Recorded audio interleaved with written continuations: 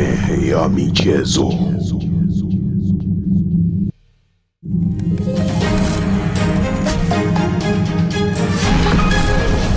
Ngome ya michezo.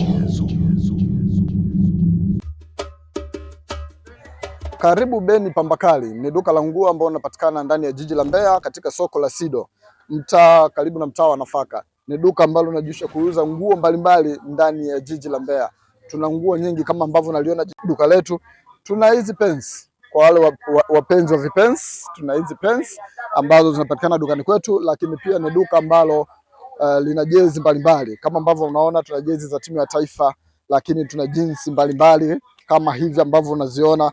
Tunauza kwa bei rahisi kabisa, bei ya jumla pamoja na rejareja. Kwa mteja wa jumla pamoja na rejareja, basi unakaribishwa Beni Pambakali ili uweze kujipatia nguo nzuri na zenye ubora wa kiwango cha juu. Lakini brandi mpya mjini, Baba Nongi, nayo inapatikana katika duka la Beni Pambakali. Njoo jipatie t-shirt kali kabisa, brandi mpya mjini, Baba Nongi. Lakini pia kuna t-shirt za Mama Nongi pia ziko njiani zinakuja, zote zinapatikana hapa katika duka la Beni Pambakali. Tunapatikana ndani ya jiji la Mbeya, soko la Sido. Karibu ujipatie nguo kwa bei ya jumla pamoja na rejareja. Tunakuthamini sana mteja wetu. Deliver tunafanya ndani ya jiji la Mbeya, lakini pia tunatuma kwa uaminifu mkubwa sana wilaya mbalimbali pamoja na mikoa mbalimbali ndani ya nchi ya Tanzania. Karibuni sana, asante.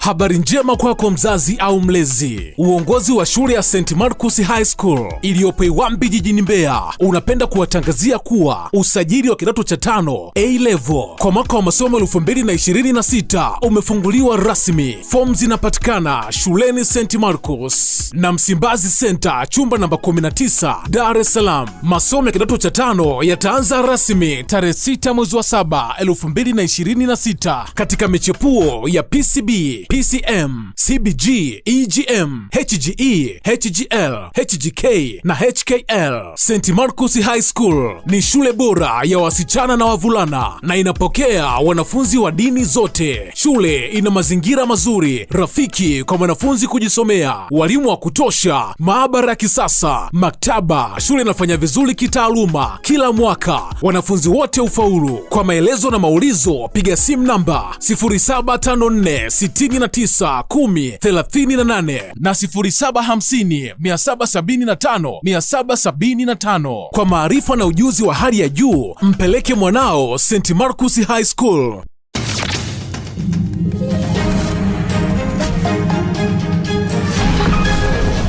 Ngome ya michezo. Ngome ya michezo ndio kipindi ambacho nakitazama hivi sasa, mtazamaji wa kipindi cha Ngome ya michezo kupitia Baraka TV.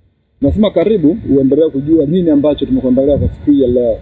Hiki kipindi kina vitu vingi sana, tunajadili masuala mengi sana ya michezo, hususan masuala ya riadha, football na mengine mengi ambayo tunayapata hapa kupitia Ngome ya michezo. Leo tunaye mtaalamu, fundi wa kabumbu.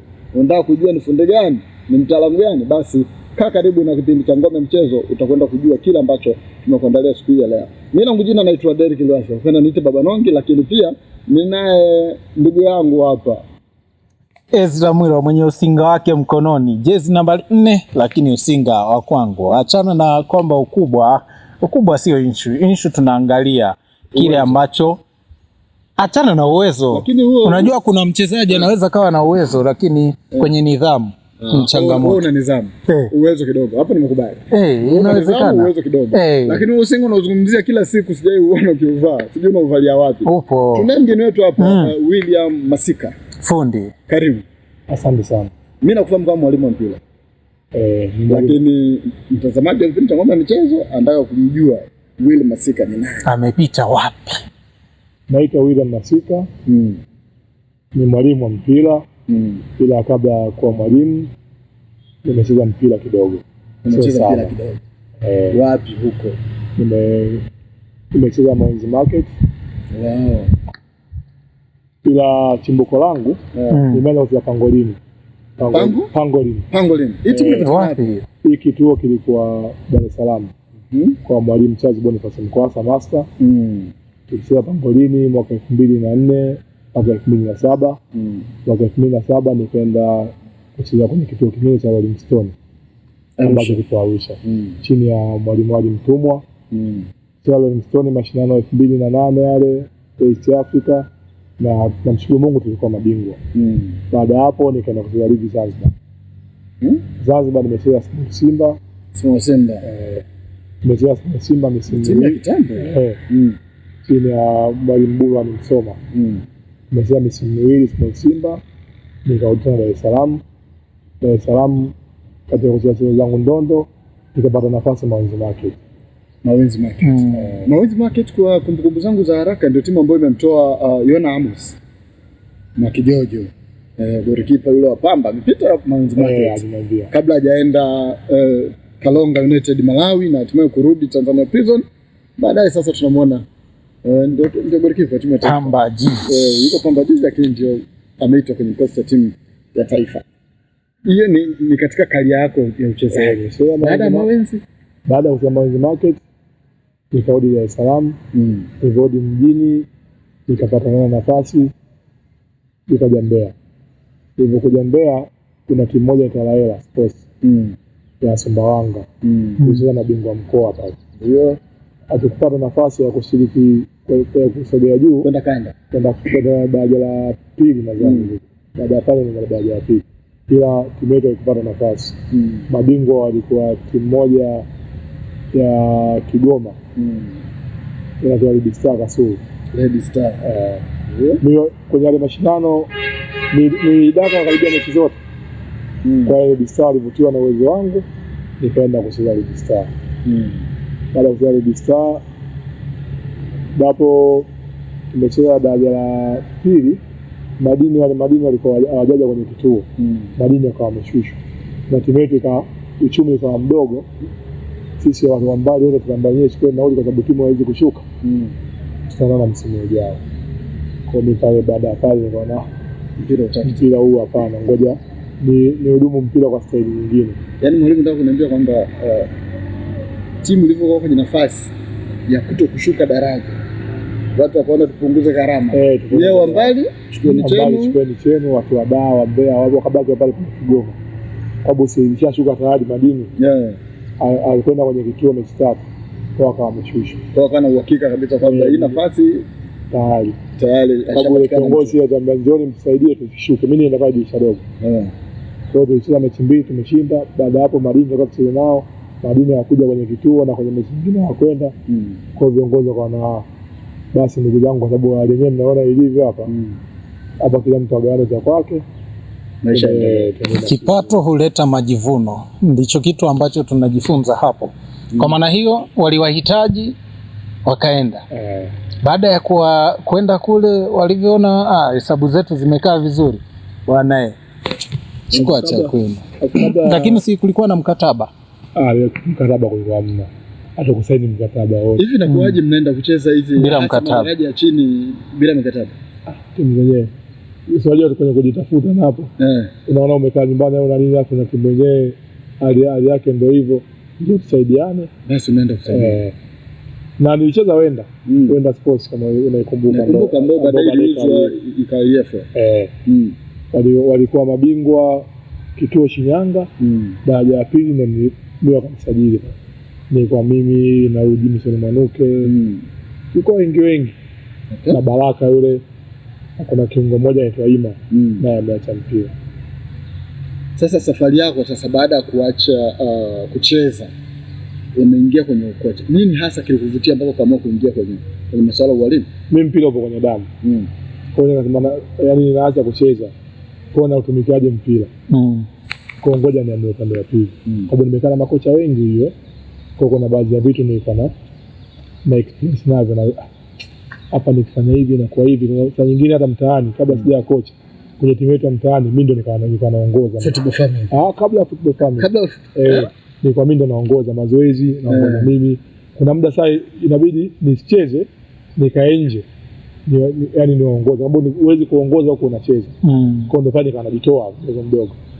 najitoa. Yaani kwamba uko unavutiwa na masuala ya kiuongozi, masuala ya ualimu kuliko kucheza. Baada ya kuona sasa tupo 12 na mimi wa 12. Naangalia makipa tupo wawili. Wewe daka wewe, mimi nitakaa nje. Ndio naanza kusimamia hapa. Nimeenda mwisho wa siku ikawa kumbe unaweza wakawananiita kocha kuna Munguli wala kuna Diaby. Kocha lakini sina cheti chochote hapa. Tumeenda tukaona jamani, kwa nini tusiwe na timu kabisa? Hapo Mbeya kuna Zaragoza ndio inasumbua. Timu yetu inaitwaje? Tuite Football Family. Wachezaji ndio wao, wachezaji sio wale wanajulikana, tunakuwa tunaitana tu. Adeli njoo, fulani njoo tucheze. Na tulikuwa kila Jumatano tunacheza mechi Mbata na Zaragoza. Kila Jumatano tukaenda kumbe inawezekana, tukasema tunacheza mechi na timu zingine. Baadaye familia ikawa kubwa. Familia ilivyokuwa kubwa, lazima unakuaje kocha hapo una vitu. Mbona mimi nikasoma. Alitoa wazo la wewe kwenda kusoma sasa ni nani? Vijana wangu wakina Jimishoji, wakina Jamdunguli, lazima uje mpira hela. Kwa ukiwa na cheti mwalimu kidogo atakuwa nini, kwa sababu na sisi vijana wako tupo ambao tunacheza na majina kidogo sana. Kwa nini usiende kusoma? Namshukuru Mungu kwa na kozi ya Mbeya ya CAF diploma. Chini ya Ruta ndo alileta mratibu Ruta. Kusoma ile CAF diploma kamaliza, nashukuru cheti kwa kizuri. Lazima tunafanyaje? Nikasome si.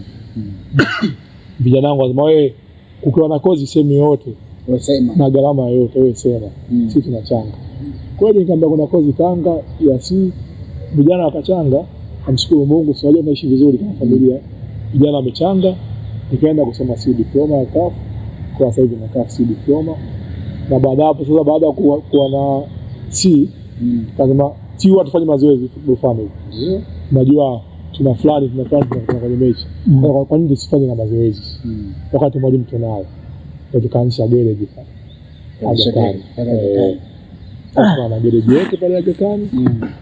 Garage iko mdogo. Sasa hivi wanakuja watu wengi. Ila weekend inakuwa na watu wadogo. Weekend. Sio wanakuja shule. Kwa hiyo Jumamosi na Jumapili kwa watoto. Ila siku za kawaida Jumatatu mpaka Ijumaa ndio nipo na watu ambao wanahitaji kucheza mpira na wanaocheza mpira. Okay. Unaona mwalimu, licha ya ualimu wako, kwanza tuanze kwenye uchezaji wako, umekuja kwenye masuala ya ualimu, lakini pia unaonekana kama kuna wachezaji ambao ukiwa na manage unawasimamia wewe kama manager.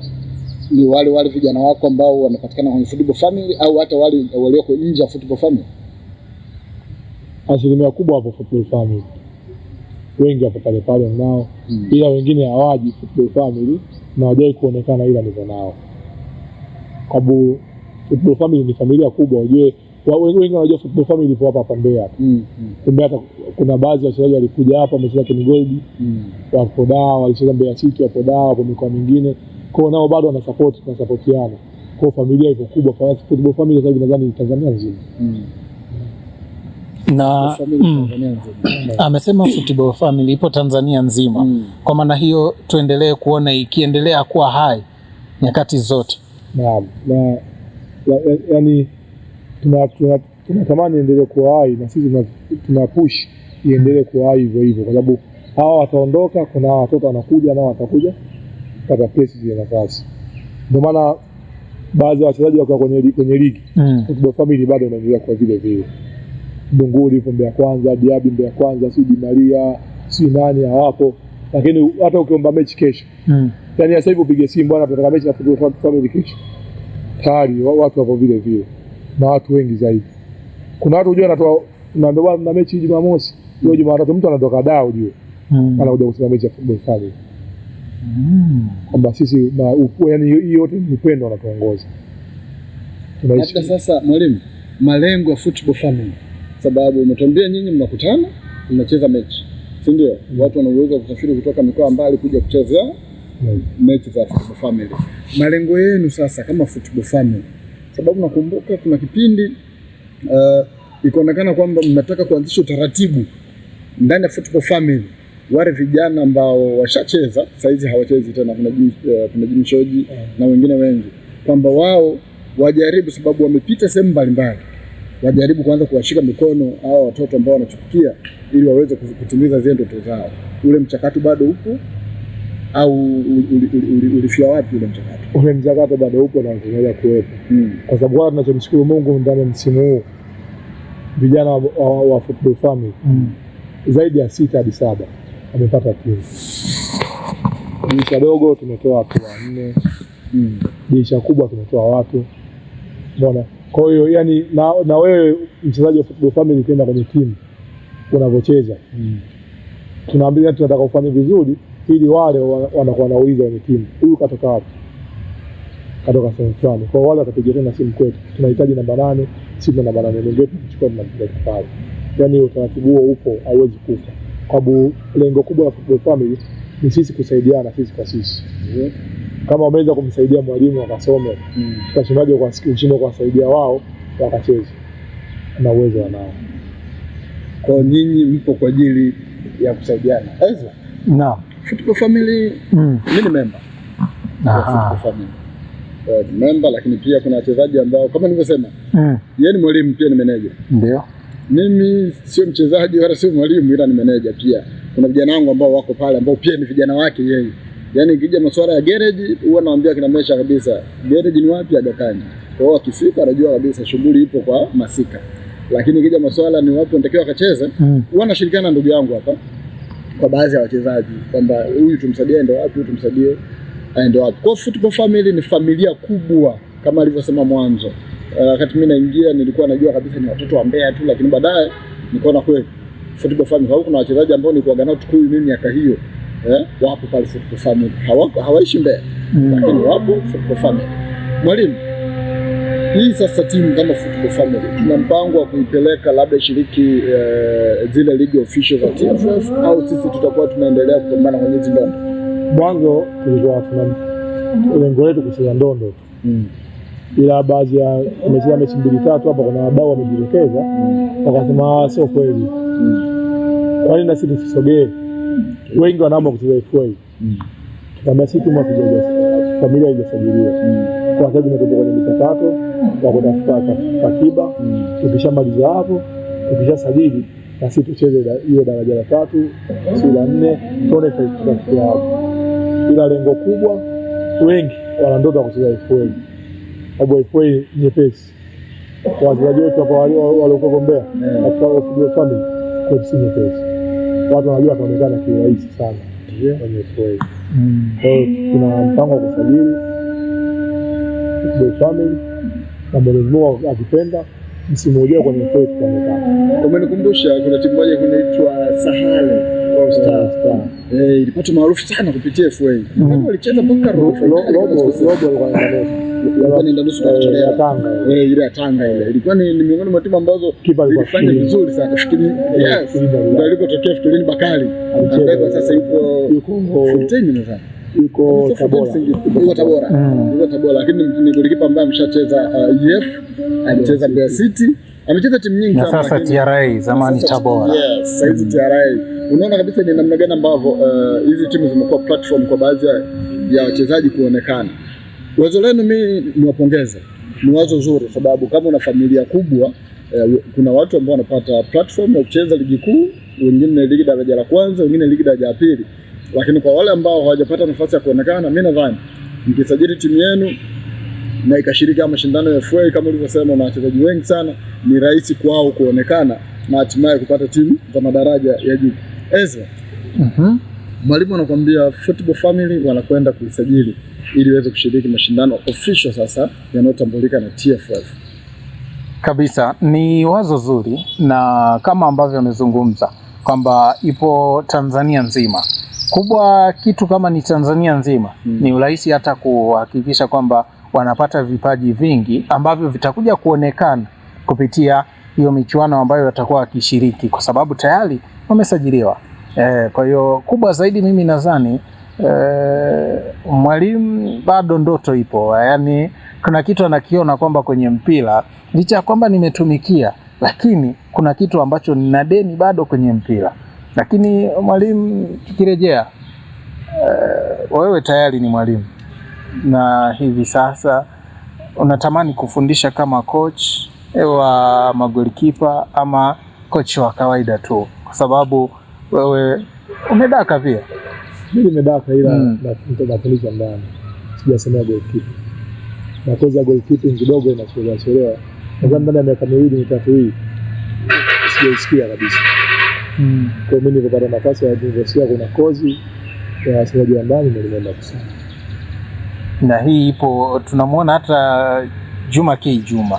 Wote hawa yani mimi kwaga nafikiria kwamba golikipa ni mzuri, atafundisha sana magolikipa ili wawe bora zaidi. Lakini pia kuna sifa huwa wanasema golikipa akiwa kocha anakuwa mwalimu bora sana. Nini kipo nyuma? Ni kweli. Sababu wewe ulivyokuwa kipa, unajua ukiondoa captain unasema ndio anaongea, kila kipa ndio anaona kila kitu. Kwa hiyo mimi nimeanza kusoma mchezo tangu nacheza. Kwa hiyo ninavyoenda kufundisha na kwa rahisi. Tayari najua jinsi ya kusoma ule mchezo. Mwalimu, tuna Mbeya City pamoja na Tanzania Prison. Ukijaribu kuangalia kwa msimu huu, sisi watu wa nyanda za juu kusini, sababu ndio timu ambazo zinatubeba. Sidhani kama kuna timu nyingine zaidi ya Tanzania Prison pamoja na Mbeya City. Tunaona kabisa hali imekuwa tete. Hivi uwaga mnapata nafasi labda ya kuitwa nyinyi kama walimu kutoa mawazo yenu kwenye hizi vilabu kwamba ni namna gani, yani kuongeza nguvu, kuwapa hamasa wachezaji kuhakikisha wanaondoka huku walipo? Cha kwanza, swali zuri umeuliza. Mbeya City msimu ambao wanapanda, walicheza championship wa kupanda, akaja CEO mpya aitwa Ndunduma. Yeye CEO alinipigia mimi simu,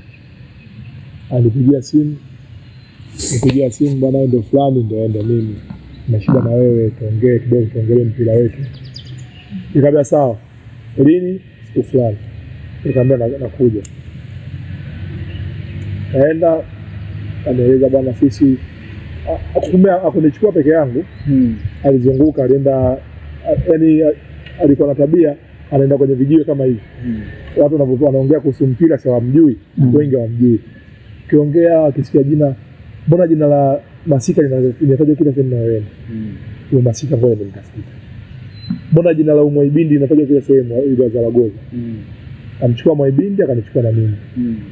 Tulikaa ofisini kwake. Tukaongelea kuhusu timu yake ilivyomaliza nafasi ya ngapi, na alichokuwa anakifanya na afanye nini ili apande.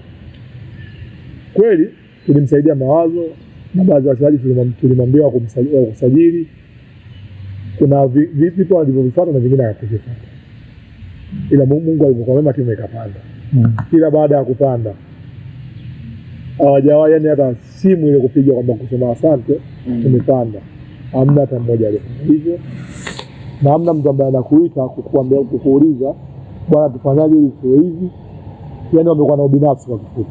Wamekuwa na ubinafsi. Yani viongozi wa mpira wa timu hizi mbili za Mbeya, nadhani watanisikia, wataniona, naongea anachoongea ni ukweli ambao upo. Yani hiki kinachotokea ndicho walichokipanga. Yani ulivyojipanga ndio mwisho siku inakuwa hivi.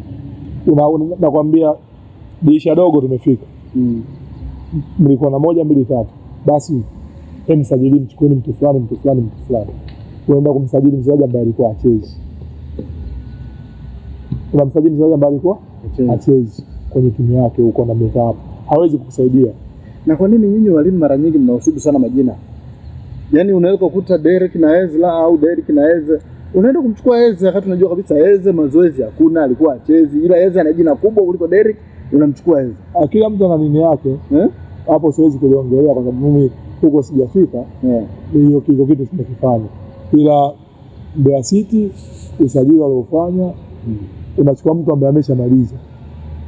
Mtu ameshamaliza tayari, sababu chukua mtu mwenye hamu ya kucheza mpira nionekane. Anajua anaipambania timu na anajipambania yeye mwenyewe. Si umeona? Kwa sababu hawa hizi timu zetu, tuombe Mungu msimu ujao ijipange. Lakini wakisema tena hivi, inakuwa Prison ni msimu wangapi wa playoff? Hii ni kama wanaitafuta tatu. Kwa wanakuwa kama mazoea, washazoea sasa. Sawa, soka letu wa kurecruit wachezaji kutoka hapa nyumbani. Sababu nakumbuka ile Mbeya City ya moto ile ilikuwa na watoto wengi wa Mbeya. Isanga wapi? Wakajazwa pale kuna Stephen Mazanda kina nani kwa ajili ya na timu kweli ilikuwa timu kweli. Hivi kwamba imefikia hatua kiasi hicho kwamba Mbeya hatuna tena wachezaji. Wao ndio wanaona hivi. Lakini ukijaribu kuangalia kwenye msimu huu wa ligi kuu, ukianza kuzungumza wachezaji ambao ni wanatoka mkoa wa Mbeya, wako wengi sana. Unaanza na Yona Amos ambaye anaitwa timu ya taifa. Kenny Chuma yuko Ibrahim Abraham namba 3 huyo yuko pale Pamba. Lakini pia kuna Mwaituka yuko KMC pale. Kuna Oscar yuko KMC pale. Kuna Jimson Mwanuke yupo Fountain Gate, kuna David Kameta, Joshua Manyasi yupo pale Costi, lakini Aziz Ismail Kada yuko. Yaani unaona kabisa yaani wachezaji wa Mbeya wako wengi sana. Kinachofanyaga hasa tukashindwa kuwachukua watoto tukawaleta ili wajaribu kupambania hizi nembo za timu zetu za Mbeya. Shida inakuwaga ni nini? Mpaka unaona kabisa mchezaji mpaka atoke Mbeya aende sehemu nyingine aonekane, ndio na sisi tuanze kumtupia jicho kwamba kumbe Ezra naye yupo anacheza, ndio tuanze kumleta. Hatari. Shida hapa inakuwaga nini? Kila msimu shida kuamini watoto, kila msimu wanasema kama waitene fulani tuje kuwajaribu. Yaani mtu unamuona kila siku anacheza, alafu anataka kumjaribu. Anakuja, asipokuja atasema jeuri. Kwa mtoto anasema ngoja niende nikajaribiwe. Nitoe lawama. Anakuja kwenye majaribio tena anasema bado hatufai. Ile Boniface Mwanzone Di Maria. Kaenda prison, kafanya majaribio. Nadhani katika watu walioachwa yeye alikuwa wa kwanza. Na wao ndio kwa sababu unasema unamwona mtu kila siku anacheza naye unamwambia njoo tukujaribu. Anakuja. Kuje kuna mwingine kila siku anadai wanijaribu ya nini nisiende, nenda tuepushe lawama. Amekuja umemjaribu hafai. Kaacheza championship mechi 10 si mechi 9, mfungaji bora namba 2. Sasa ni Fontaine. Sasa hivi kumbe yule dogo yupo. Fontaine wako mbali. Wamemuona. Wewe wa karibu ameona kila siku. Unamjaribu. Unasema unamjaribu. Na kila wiki. Yaani haipiti wiki 2 unacheza naye mechi wewe mtu. Kwa sababu kuna mwingine anashindana na kuonyesha. Kuna mwingine anataka kumjaribu mawili. Je, ana injury? Kuje majaribio hapa aina mbili. Na kujaribu mchezaji je, una injury au uwezo wako mdogo. Sasa wewe kila siku upo naye, unamwona anacheza na anakupa shida sana. Anakusumbua mno. Unamwacha. Anaenda huko yule tena tukampata tena, utampata vipi? Na hadi watu wa Mbeya wenyewe mimi mwenyewe na washauri wachezaji wengi wa Mbeya wakipata nafasi nje ya Mbeya waende wakafanye kazi, wasinganganie kucheza hapa. Hapa wataona akiwa huko, lakini ukiwa hapa thamani yako haipo. Yaani viongozi wetu wa mpira wa Mbeya wa hizi timu hawaoni thamani ya watu, umuhimu wao wauoni. Si unanielewa hapo kiongozi? Kwa hiyo bwana kuna nafasi si KMC, hata majaribio KMC na nauli sisi tutamchangia aende. Bora akafanya majaribio KMC kuliko kufanya majaribio timu yake hapa. Kwa hapa atafanya majaribio mwisho siku sasa yule hana nidhamu yule ana tabia fulani. Visingizio vinakuwa hivyo. Kila mtu ana uwezo. Watu tukianza kutaja wachezaji wanacheza championship wa Mbeya wapo kibao. Mbeya kwanza inasumbua sasa hivi. Wachezaji wote wa Mbeya. Wote wa Mbeya wakina Ndungudu, wakina Diaby, wote hapa wakina Moipasi Gaspar, wakina Brown Mwankemwa, wote hapa wakina Chesco Masimba. Na wachezaji pangua wapo first 11. Afu kesho na kesho kutwa tuliwaita bwana tuwajaribu wajaja. Sasa kila siku tunakuwa tunajaribu. Mwaka wa 2021 wamejaribu 22 23. Dharau hizo viongozi. Inakuwa sio sawa. Sio sawa. Lakini kwa soka letu la Mbeya, unadhani kuna kitu ambacho tunaweza tukakifanya tukarejesha ile imani ambayo ilikuwepo zamani kwamba wachezaji wa hapa nyumbani wana uwezo wa kufanya vizuri? Kuna imani yani kuna kitu chochote ambacho kinaweza kikafanyika na kurejesha imani kwa wachezaji hawa wazawa? Viongozi, sawa, hilo swala la viongozi ambao wapo kwenye hizo timu, wanatakiwa warudi kwa vijana wawe nayo pamoja. Bwana jamani, kama Mbeya City alivyosema kiongozi hapa, Mbeya City ile inapanda hiyo kina Mwaganelea karibia 95% wote walikuwa hapa Mbeya, japokuwa huwezi kuwa na timu nzima usiwe wachezaji 30-25 wote wa Mbeya, sio kweli, ila asilimia kubwa akiwa hapa wapo kwenye timu yao, na mtu anakuwa anaona aibu, da amekuja fulani wa mtaani Mama Joni kuja kuniangalia, lazima apambane. Simjue lazima apambane. Wanakuja kucheza Coast hapa, watoto wa Yunga wanakuja kibao kuja kumwangalia mechi, na sisi ni rafiki zake, tunaenda kumwangalia mechi. Wanakuja Fontaine, sisi tunaenda kumwangalia Mwanuke unajua. Mbona wanakuja Pamba, watu wanatoka Tukuyu si Kiela, wanakuja kuangalia wachezaji wao wa Pamba wanatokea huko. Watoto wa Yunga wanakuja kumwangalia Ken Chuma. Kuna watu wanapata hamasa. Kwa hata hapa mimi nishaambia Prison kama msimu, hebu msimu huu chukueni wawili hao hapa Mbeya, mmoja hapo wa Uyole, mmoja wapi, na mapato pia yataongezeka. Watu wa Uyole wote watakuwa wanakuja, da ndugu yetu leo yupo uwanjani na yule mwenyewe anapata nguvu.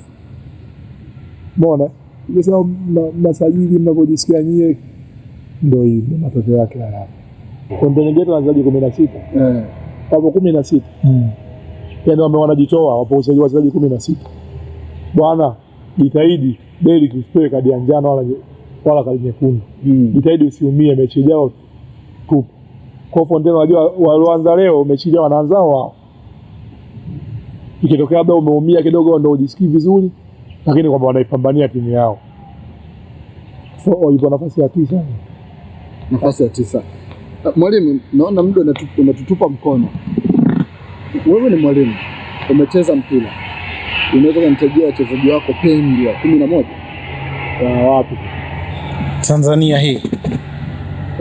Kipindi unacheza utatuambia, yani ambao tangu anaanza kucheza ligi, tangu anaanza mimi kuwaona, si yani wale wachezaji wako pendwa 11 ndio washuhudia, wengine umecheza nao, na kama wapo saizi wanaingia kwenye hicho kikosi, sawa. Unaweza kukuta hata ligi ya pili hajaanza kucheza,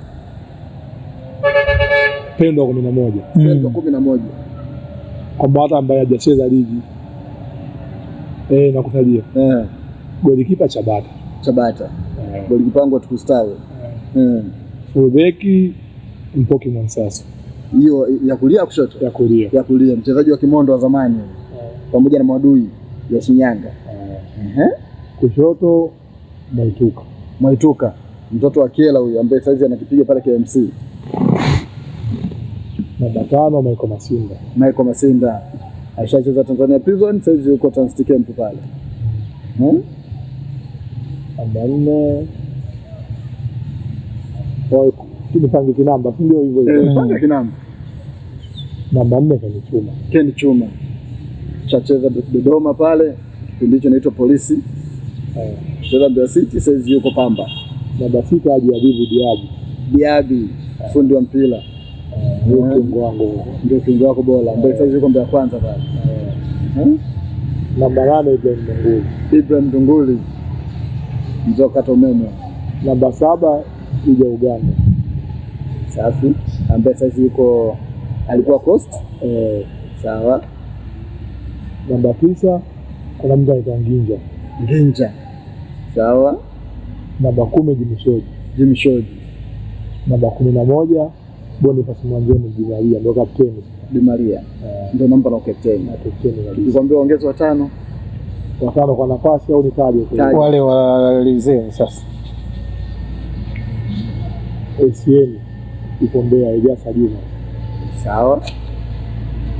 Hapo kuna huyu nani Agai yuko Zanzibar nadhani sasa. Agai ipo Ausan saizi. Albinus Yaule. Hapo kuna huyu hajacheza mpira wa ushindani ila anajua mpira mtaalamu sana. Anaitwa Kadabia Pro. Jezi namba 10 mgongoni. Alafu kuna beki mmoja yuko Tanzania Prison anaitwa Ochu Mzanzibari. Hiyo watano umemaliza. Nashukuru, asante sana. Sawa, lakini mimi huyu ni golikipa Tanzania tuna magolikipa wengi sana. Kuna vitu ambavyo natamani tuambie kwa magolikipa ambao wanacheza ligi kwa sasa. Golikipa wako pendwa ni nani? Golikipa wangu pendwa? Diala na Yona Amos. Nawapenda. Diala na Yona Amos. Sawa bwana.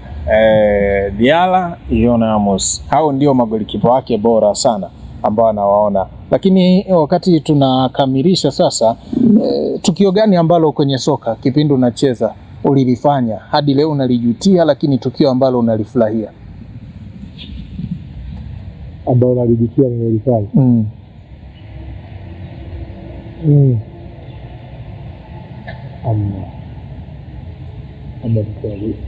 Yaani labda vurugu au nini vyovyote. Kuna siku moja bwana, pigwa mpira nikaanza kuleta mbwembwe hivi.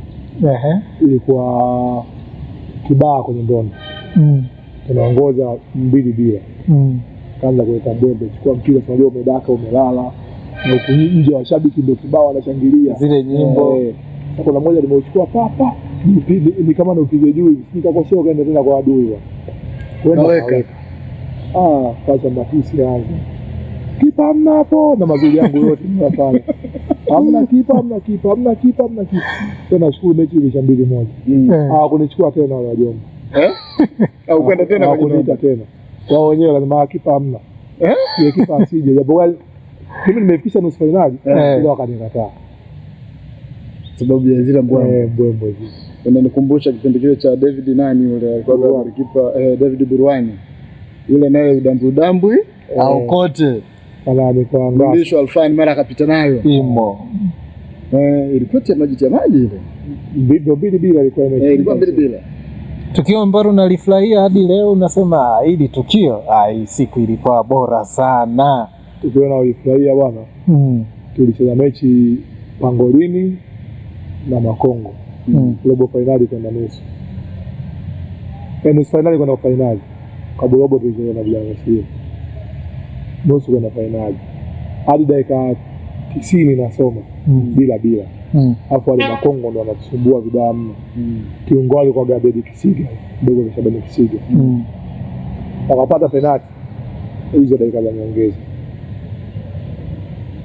Piga penalti, mimi nikaenda nikaipangua.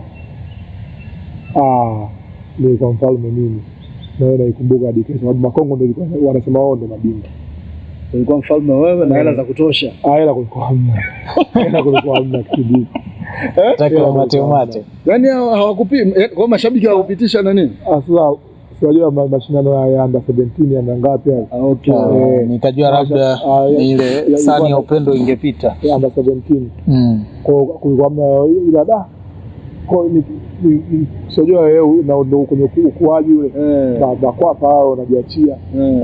Utege sana. Baba umetubeba. Faida yangu hiyo. Sawa, na asante sana ndugu yetu, tunashukuru kwa kufika na kila la heri, kwa sababu tunaamini bado ndoto ipo kuhakikisha kwamba unalitumikia soka kama mwalimu.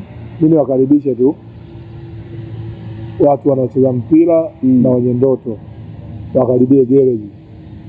Karibuni sana gereji. Alafu gereji kupiga spana zile zenyewe au spana za mpira? Gereji mazoezi kijana wangu.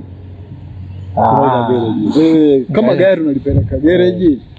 Na sisi wachezaji kuna sehemu wanakwenda pale kwa ajili ya kwenda kupikwa kuwekwa sawa. Maana hiyo uwanja unaitwa gereji. Uwanja wa Gakani. Uwanja wa Gakani. Ila sisi tumeweza kupaita gereji. Hata kijana wangu Meshaki Abraham Mwamita alipata injury ya mkono. Wakati ameanza kulikava, shughuli nzima ilifanyika gereji mpaka anarudi kwenye hali yake ya kawaida na anarudi tena anasumbua cost kwa. Nikajua gereji basi tunapiga spana alafu baada wewe namba 4 umesema mwanzo. Karibu gereji. Karibu tukuhudumie. Usinga napata sipati. Utapata. Kama usinga upo sawa. Lakini kama usinga hamna, shughuli hamna hapo. Sawa bwana. Naona mdo unazidi kutupa mkono. Mimi langu jina naitwa Derek Lwasi. Upenda niite Baba Nongi. Tulikuwa na mgeni wetu hapa anaitwa William Masika, golikipa wa zamani wa Mawenzi. Lakini kwa sasa yeye ni mwalimu kwa hapa mjini hapa Mbeya kuna timu inaitwa Football Family. Familia ya mpira. Yeye ndio mwalimu wao pale. Na ni mwalimu ambaye ana leseni CAF Diploma C.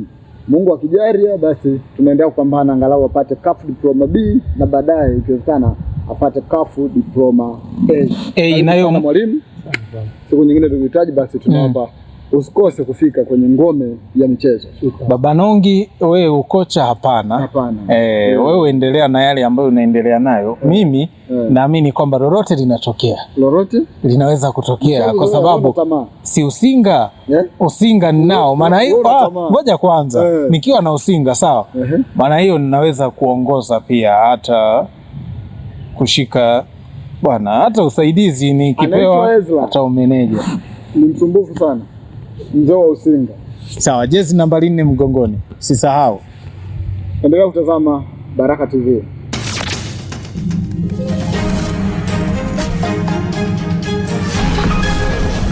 Ngome ya michezo.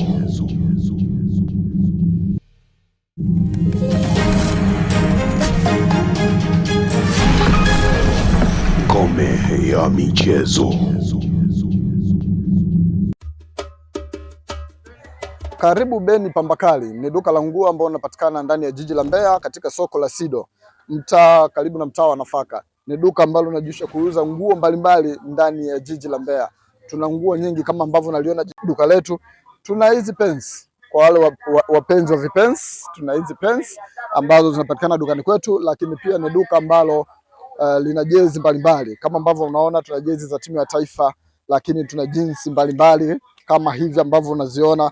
Tunauza kwa bei rahisi kabisa, bei ya jumla pamoja na rejareja. Kwa mteja wa jumla pamoja na rejareja, basi unakaribishwa Beni Pambakali ili uweze kujipatia nguo nzuri na zenye ubora wa kiwango cha juu. Lakini brandi mpya mjini, Baba Nongi, nayo inapatikana katika duka la Beni Pambakali. Njoo jipatie t-shirt kali kabisa, brandi mpya mjini, Baba Nongi. Lakini pia kuna t-shirt za Mama Nongi pia ziko njiani zinakuja. Zote zinapatikana hapa katika duka la Beni Pambakali. Tunapatikana ndani ya jiji la Mbeya, soko la Sido. Karibu ujipatie nguo kwa bei ya jumla pamoja na rejareja. Tunakuthamini sana mteja wetu. Deliver tunafanya ndani ya jiji la Mbeya, lakini pia tunatuma kwa uaminifu mkubwa sana wilaya mbalimbali pamoja na mikoa mbalimbali ndani ya nchi ya Tanzania. Karibuni sana. Asante.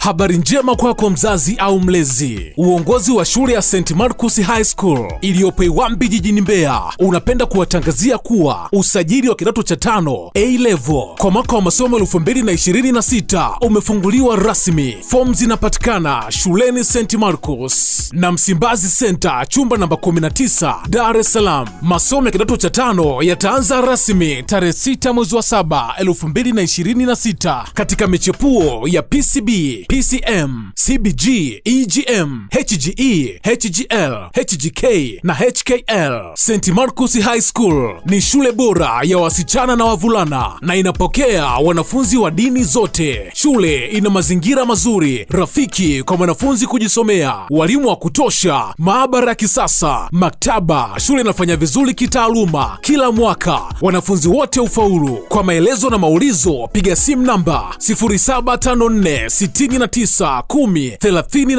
na 0750775775. Kwa maarifa na ujuzi wa hali ya juu, mpeleke mwanao St. Marcus High School.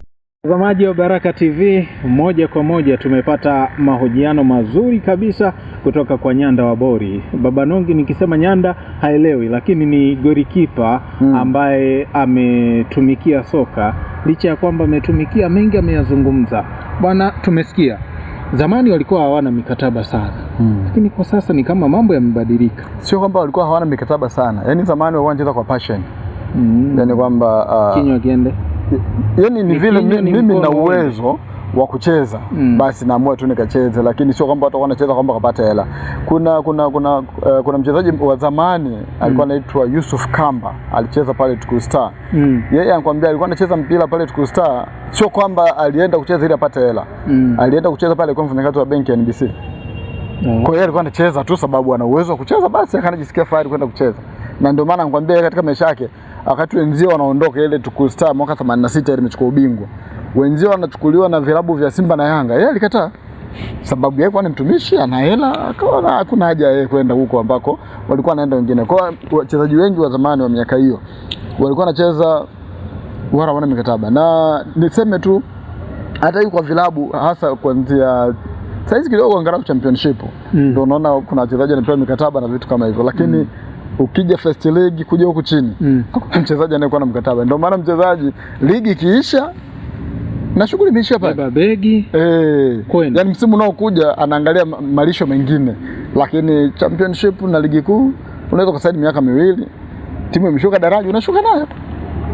Lakini huku bwana, mmefanya vizuri watakuita, mjafanya vizuri hivyo hakunaga mkataba.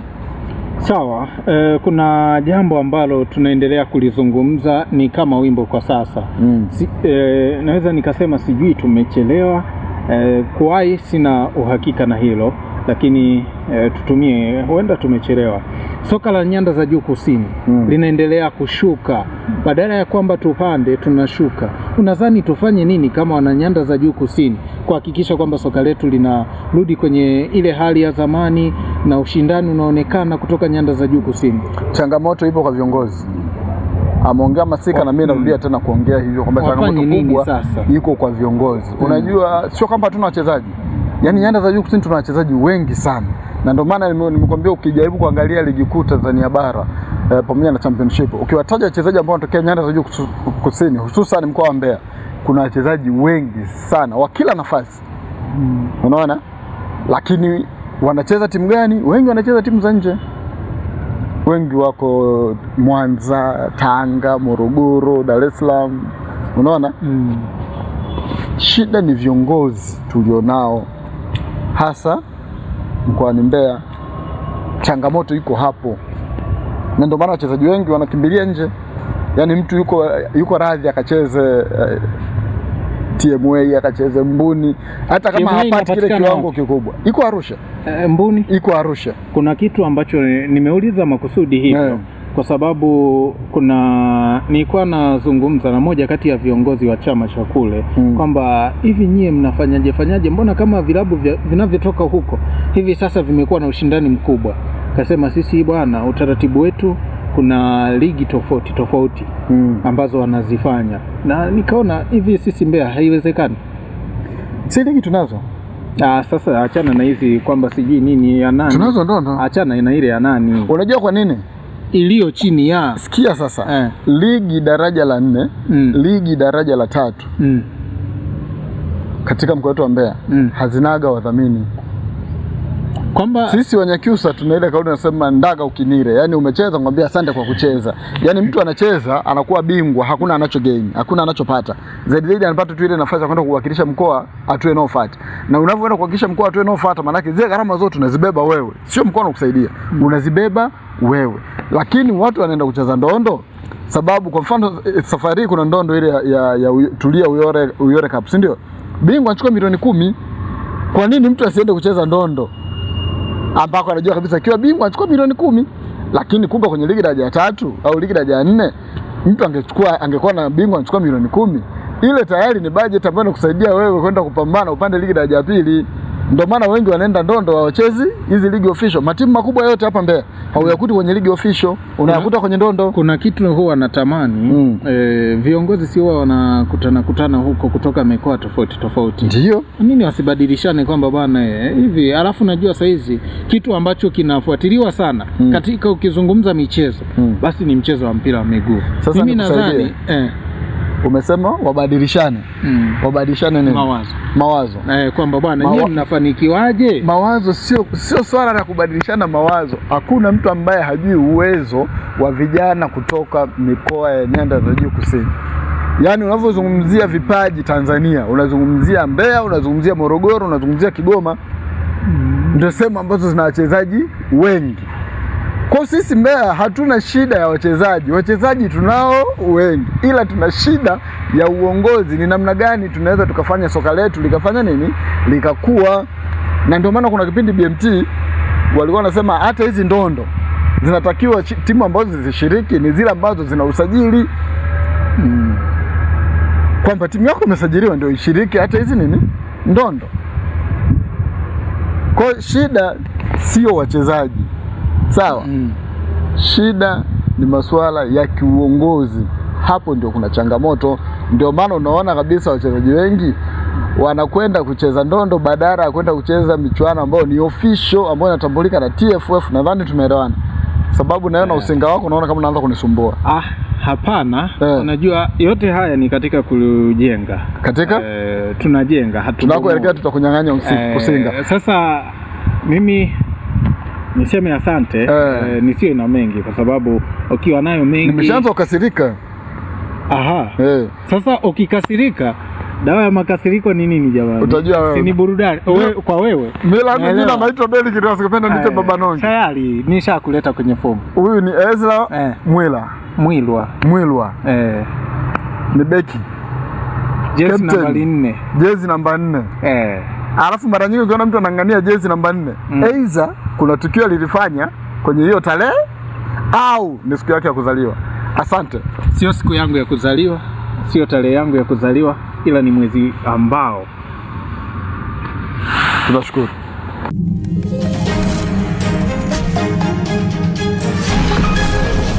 Ngome ya michezo.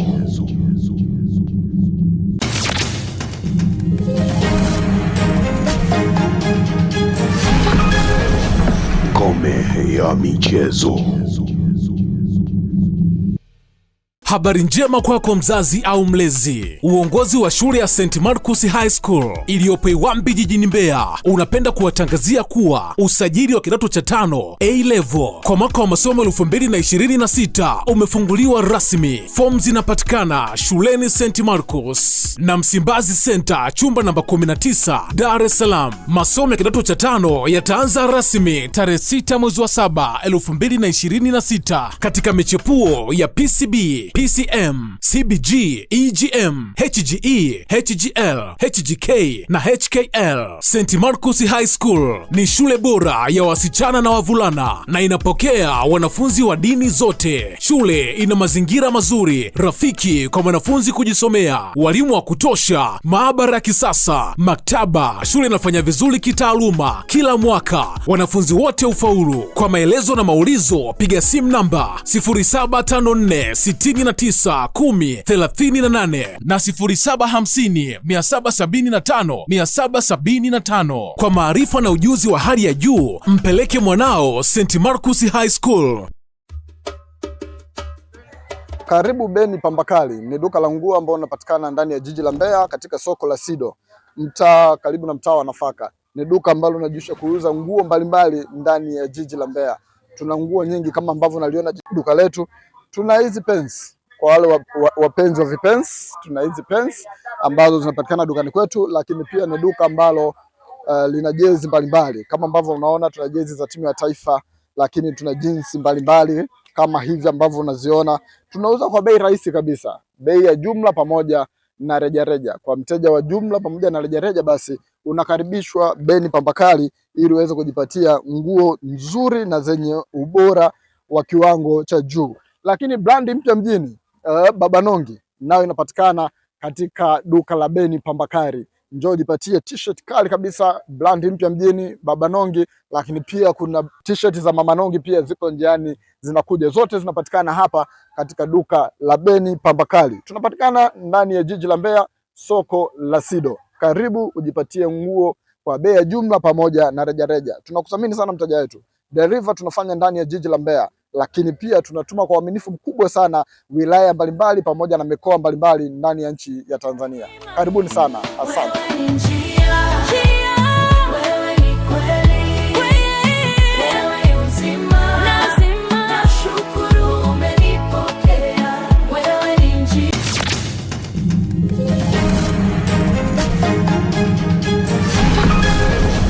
Ngome ya michezo.